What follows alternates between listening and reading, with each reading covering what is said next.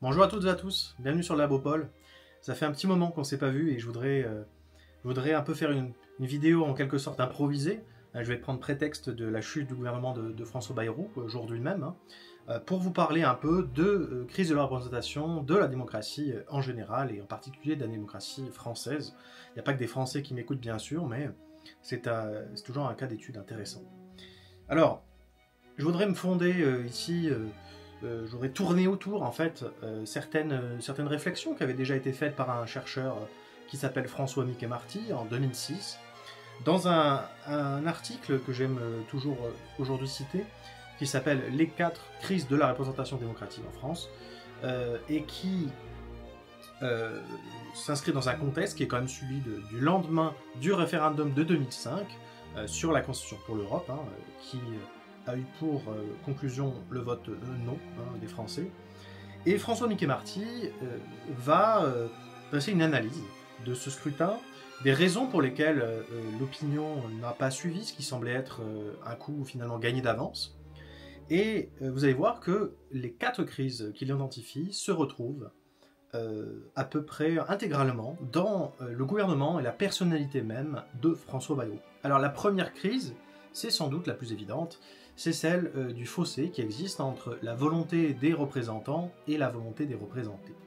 Et ici, il y aurait en quelque sorte un divorce, une idée assez différente de ce que seraient les intérêts du pays, les intérêts des Français, de la part des gouvernants et des gouvernants.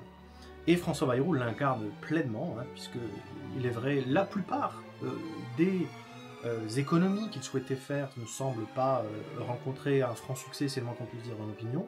Ils ne sont pas suivis par le Parlement. Le mouvement du 10 septembre incarne lui aussi, au-delà évidemment d'une fatigue du pouvoir d'Emmanuel Macron, un rejet de la politique, du budget proposé par François Bayrou.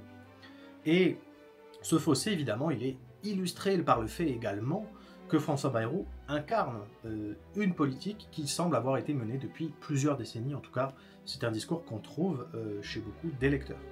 Donc, premier élément qui semble là, ici, assez vérifié. Alors la deuxième crise, elle est un peu moins évidente, quoique, et elle concerne la difficile traduction du social en politique. C'est-à-dire qu'il y aurait comme une difficulté à faire remonter peut-être les préoccupations du pays, des Français eux-mêmes, en politique publique, c'est-à-dire vraiment en programme, en proposition politique, qui donc serait validée par l'opinion, tout simplement.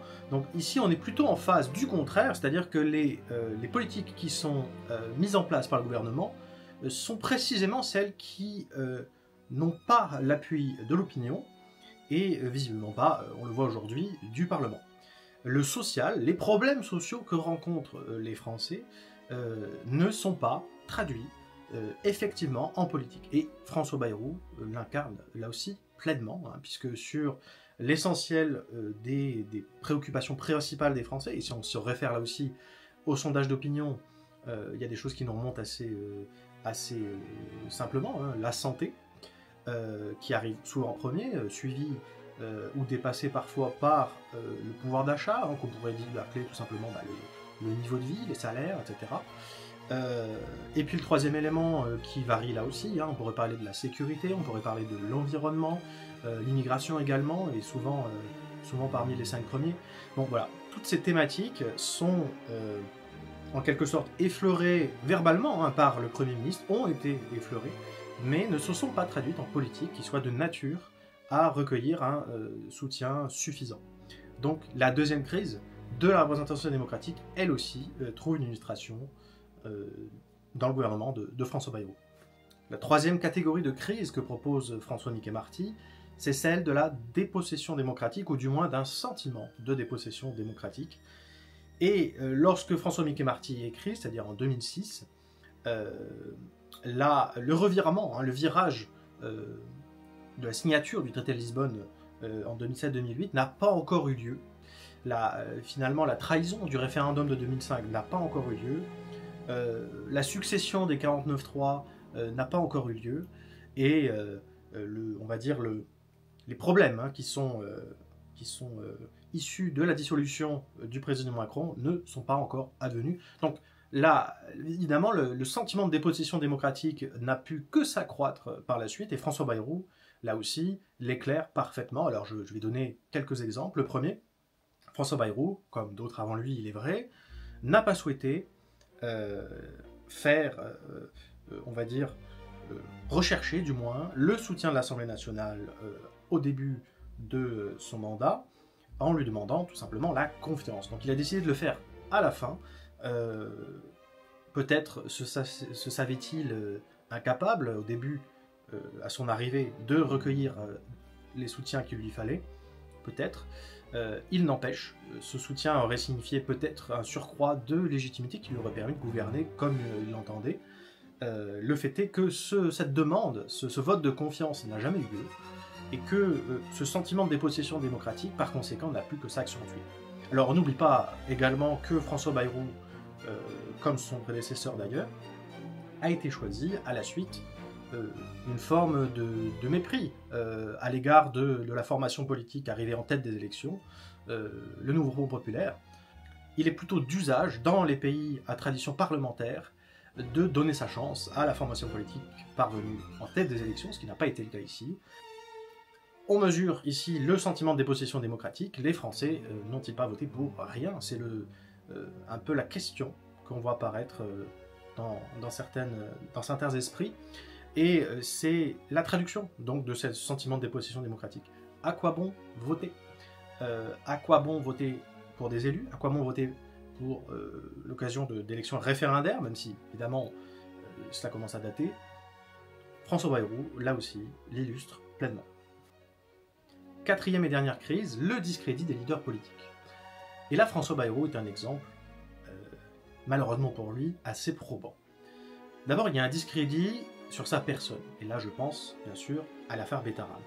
Et l'affaire Bétharame, elle éclaire non seulement peut-être les doutes qu'on pourrait légitimement avoir sur la probité, sur la vertu du Premier ministre, mais également peut-être la fuite en avant d'une classe politique, et ça c'est le deuxième élément, la fuite en avant d'une classe politique qui refuse de prendre ses responsabilités, une classe politique discréditée, qui est là depuis longtemps. François Bayrou a fait partie de gouvernements successifs au cours des, on va dire, 30 dernières années. Et cela, évidemment, est de nature à entamer, abîmer la légitimité du Premier ministre. Et puis, il y a un troisième élément qui est lié, lui, au discrédit de la formation politique à laquelle il appartient. Donc, je ne pense ici pas seulement au MoDem, mais de façon plus générale, au centre, qu'il soit plutôt centre-droit ou centre-gauche. Aujourd'hui, on est plutôt centre-droit, évidemment. Et on est effectivement en mesure d'affirmer aujourd'hui que François Bayrou est un homme politique discrédité.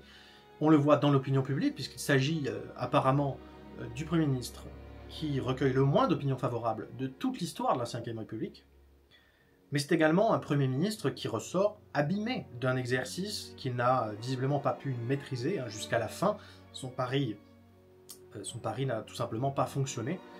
Et on pourrait mentionner d'autres éléments encore, notamment toutes les promesses qu'il avait faites au début de ce mandat, par exemple, évidemment, le conclave, ce fameux conclave sur la réforme des retraites, qui n'aura jamais abouti finalement aux promesses qu'il avait faites, c'est-à-dire de mettre sur la table tous les éléments sans tabou, et notamment l'âge de départ à la retraite qui était le point principal. Alors quelle conclusion à faire? Que ce texte de 2006 finalement synthétise quasiment parfaitement les problèmes que rencontre encore aujourd'hui notre système démocratique. Alors on peut incriminer toutes sortes de choses. On peut incriminer le contexte politique, on peut incriminer la dissolution, qui est une décision, après tout, d'Emmanuel Macron, et qui nous a précipité dans cette suite d'épisodes. On peut incriminer la Ve République, dont fait usage assez libéralement le président Macron, et en même temps, on pourrait se demander si une Sixième République réglerait le problème, parce que là aussi, qu'est-ce qu'on aurait dans cette Sixième République? On peut pas encore le savoir, bien sûr. On ne sait pas si une Cinquième République réformée ou appliquée avec un esprit différent pourrait régler le problème de la même façon. Voilà, donc évidemment, je ne suis pas là pour apporter des réponses, tout ça relève de l'opinion, des opinions de chacun, mais le fait est que les crises les 4 crises même, de la représentation démocratique qui ont été ici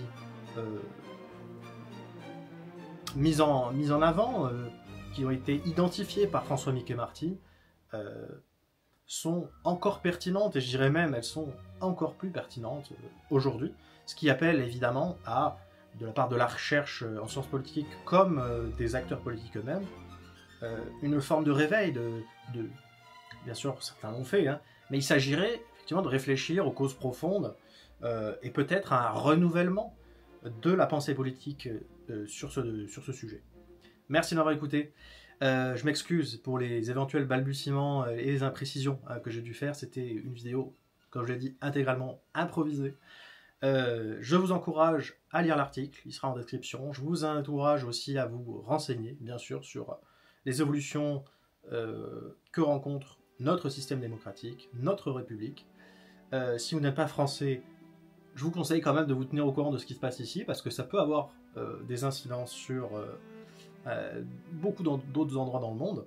Et j'invite aussi tout le monde à regarder ce que font leurs voisins, évidemment, à comparer, à s'ouvrir l'esprit, tout simplement, et à réaliser que peut-être, parfois, on juge de tout par nos usages et que on devrait un peu regarder ailleurs.